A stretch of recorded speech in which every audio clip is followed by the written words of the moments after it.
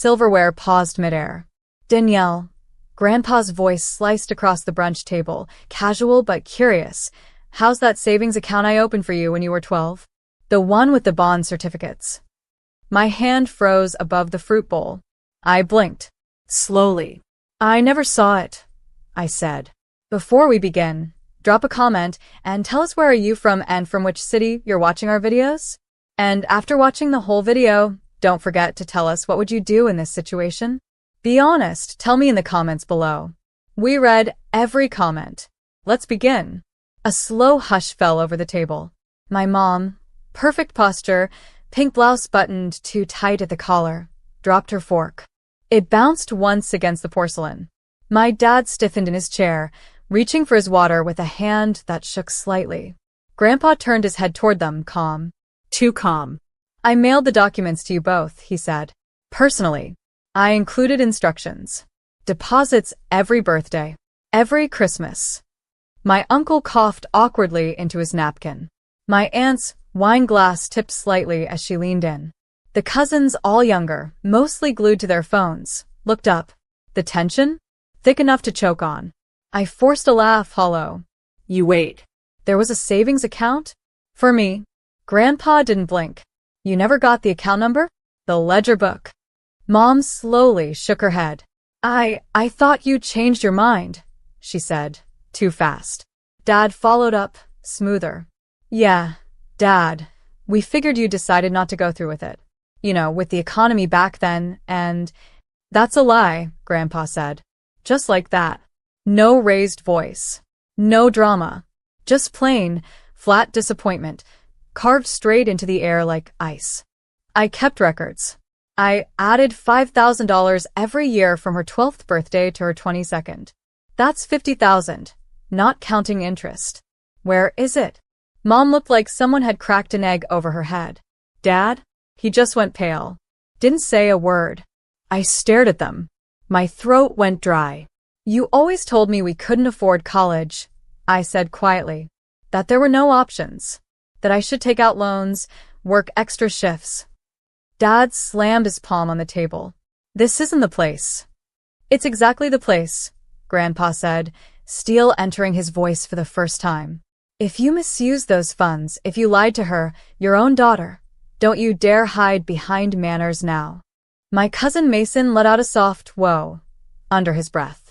You told me I had nothing, I whispered to my mother. You told me to stop dreaming, that I wasn't cut out for more, that I needed to live in the real world.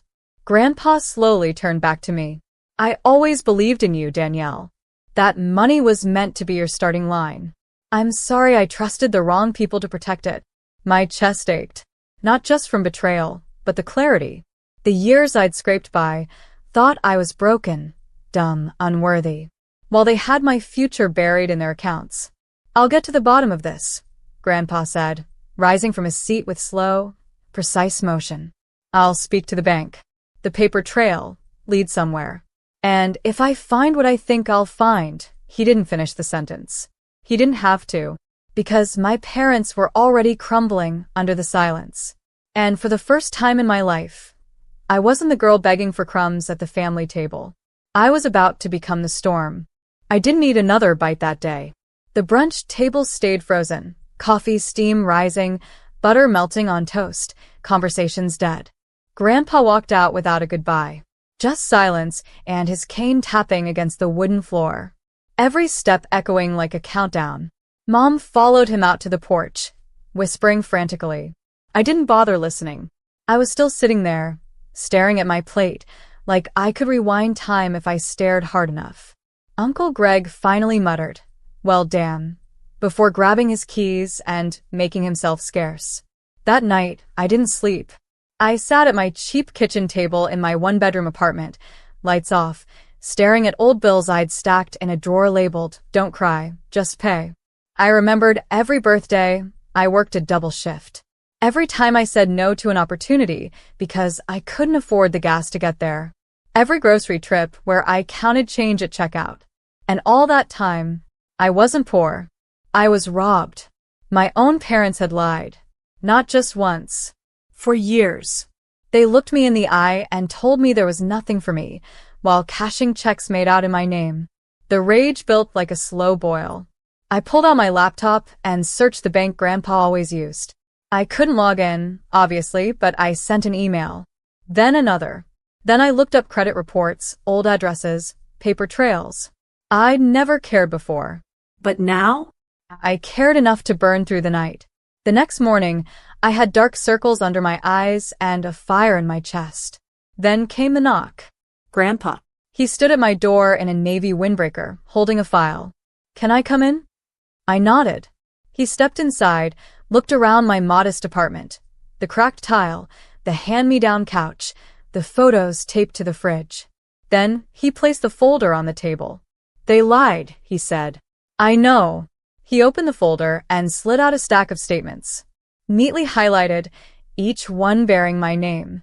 The account existed. Still does. Except, he flipped to the last page. It was drained 6 years ago. In full. $53,700. My stomach dropped. They listed your father as the secondary custodian. He had access. Took it all. Transferred it to an account under your mother's name 3 days after your 18th birthday. You would have gotten full control at 21. I sat down hard. They told me I couldn't go to art school. They said it was selfish of me to even think about it. I muttered. So I gave up. I enrolled in community college, worked part-time to pay tuition, and when I fell behind they said, "Well, life's not fair." "They stole your chance," Grandpa said quietly. "I want to confront them," I said, voice shaking. "You will," he said. "But not with yelling. That's what they expect." "No." "You're going to show them what a daughter with nothing left to lose is capable of." That's when the idea hit me. Not revenge. Proof. If I wanted my life back, I had to take control of the narrative. No more silent shame. No more begging. That week, I dug through everything, old documents, forgotten boxes, anything from my childhood. I even drove to my high school and asked if they still had financial aid forms on file. Some of them listed my supposed assets. It proved what my parents had not disclosed, or lied about. I compiled everything into a folder labeled what they stole from me. Then I called a lawyer. Pro bono. He looked through it all and said, "You have a case. And you're not the first." Apparently, financial exploitation by family isn't rare. Just rarely talked about. "You trusted them," he said. "They signed documents in your name. We're filing a fraud claim. And, with your grandfather as a witness, they're going to have a hard time explaining this in court." By the time I walked out of that meeting, I was still broke. But I wasn't powerless anymore. 2 weeks later, Mom invited me over for dinner. No apology. No explanation. Just a text that read, "Family dinner. Be here by 6. We need to talk." I wasn't sure if it was arrogance or denial. But either way, I went. I didn't go alone. Grandpa walked beside me up the driveway, slow but steady. His old leather folder tucked under his arm. I wore a dark blazer and a calm face, my heart thudding like a war drum beneath it. The house looked exactly the same. Same front porch, same fake plants, same wreath that said, "Family is everything." We walked in without knocking. The dining table was already set. Camelot. Fancy plates. Mom stood near the stove, stirring something like it was just another Tuesday. Dad sat at the table scrolling through his phone like nothing had happened. I pulled out a chair and sat down. Grandpa followed. Dad glanced up. "Did you bring your appetite or your attitude?" I looked him dead in the eye. "Neither. I brought paperwork." Mom froze. Grandpa opened the folder and slid it across the table like a dealer laying down an unbeatable hand. "I spoke to the bank," he said. "To the lawyer. And to the district office." Dad's face twitched. "Let's make this simple," I said, folding my hands. "We know what you did. We have documents. Transfers. Custodial authorizations. Everything." Mom's voice cracked. "Danielle, we raised you." "No," I snapped, my voice sharper than I intended. "You raised me to believe I was worthless. That I didn't deserve more. that life would never hand me anything. You needed structure. We didn't want you to feel entitled. You didn't want me to have freedom, I said. You wanted control. And you used my money to fund it. Dad scoffed. It's not like we spent it on ourselves. No. Grandpa cut in. Because I see a new boat registration listed in your name from that same year. I see international vacation charges, jewelry, upgraded kitchen appliances. Mom flushed. We thought we'd pay it back. When? I said. When I turned 30. After I'd already given up the life I could have had. The room went still. Dad leaned back, exasperated. So what? You gonna sue your own family? Drag us through the mud? You think you'll win? I didn't answer. I just pulled a folded paper from my purse, laid it on the table. It was the court filing. Fraud. Breach of fiduciary duty. Theft. They didn't speak. Not right away. Then Dad stood up, slow, like he couldn't believe what he was seeing. You're bluffing. I stood too. No. I'm done bluffing. You'd do this to your own mother? She's not the victim here, I said quietly. I am. Mom whispered. Danielle, please. We were just trying to do what was best. I stared at her. For who? The room fell so quiet I could hear the clock ticking. Then Grandpa stood up, placed a gentle hand on my shoulder, and said, We'll let the court sort it out. As we turned to leave, Dad called out, You're going to regret this. I paused at the door. I already regret everything I didn't say sooner. We didn't speak again after that night. Not even when the court sent them the formal summons. The case didn't drag out. Once the bank confirmed the transfers and Grandpa testified, it was nearly over. They settled before it could go to trial. Restitution plus interest. It wasn't about the money anymore. It was about truth. The day I received the transfer in my own account, I sat in my car for 30 full minutes. Not crying, not shaking, just breathing. I'd fought for something bigger than cash. I'd fought for me. And I won. A month later, I stood on the steps of a quiet little building that had once been my dream. An art studio. Not a big one. Just a modest space near the edge of town. Pale brick, dusty windows, and sunlight pouring through like hope itself. I held the keys in my hand. The same hands that had scrubbed floors and stacked shelves and signed loan papers with shaking fingers. Now, they were unlocking something I thought I'd never have. A future on my terms. The settlement had arrived in full. I didn't post about it. Didn't call anyone. I just did what I always said I would. If life ever gave me a chance. I bought supplies. Easels. Sketch pads. Charcoal. Watercolors. Then I paid off my student debt. Then I sat in the middle of my studio with nothing but blank walls and silence, and felt peace for the first time in years. Not because I had money, but because I had clarity. I wasn't broken. I'd just been lied to. That weekend, Grandpa came by. He stepped in and looked around the space like it was a chapel. Not the kind with pews and stained glass, but the kind where people find themselves again. You did this, he said quietly. No, I said, walking over to hug him. You did. You never stopped believing in me. Even when I did. He sat down with a soft grunt and pulled a folder from his coat. You might want to see this, he said. It was a printed letter. From my parents' lawyer. They wanted to talk. Why now? I asked, not angry, just tired. They're not taking it well, he said.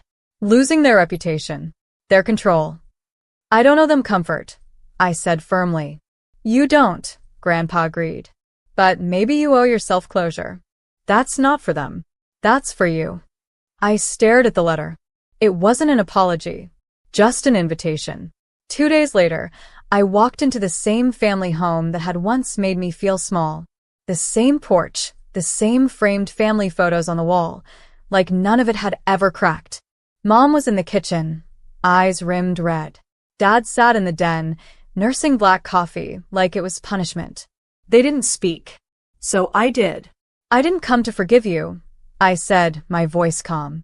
I came to let you know I'm moving forward, without the weight of your lies on my back. Danielle, Mom whispered, we didn't mean for it to go that far. I know, I said. You didn't mean for me to find out. Dad looked at the floor. Said nothing. I'm not bitter, I added. But I'm not broken either. Not anymore. You taught me to survive, but Grandpa taught me to rise. They still didn't answer. So I left. And this time, I didn't look back. Weeks passed. My studio slowly filled with light and laughter. I took in kids from the neighborhood, teens with dreams and nowhere to put them. I taught them to draw pain and joy and hope. I showed them what I'd been missing, a place where someone says, yes, you can. One afternoon, while cleaning brushes, a girl named Lily asked me, Miss Danielle, what made you want to start all this? I paused, smiled. A lie, I said. A lie. I nodded. Someone told me I'd never be enough. So I made it my mission to prove them wrong. Not just for me, but for anyone else who's been told the same. She thought about that. Then kept painting. That night, I walked out onto the studio's front steps, warm coffee in hand, and watched the sun dip behind the rooftops. Grandpa was waiting in his truck across the street. Just watching. Quiet. I walked over. You okay? He asked. I think so, I said. He reached into his coat and handed me a small box. Something else I saved. Didn't think you'd want it then. But maybe now. I opened it. Inside, an old Polaroid. Me at 12, holding a paintbrush bigger than my face, cheeks smudged with color, laughing like the world was mine. You believed in her, I whispered. I still do, he said. We sat there for a while. No words. Just two people who knew the truth now. That the past didn't own us anymore.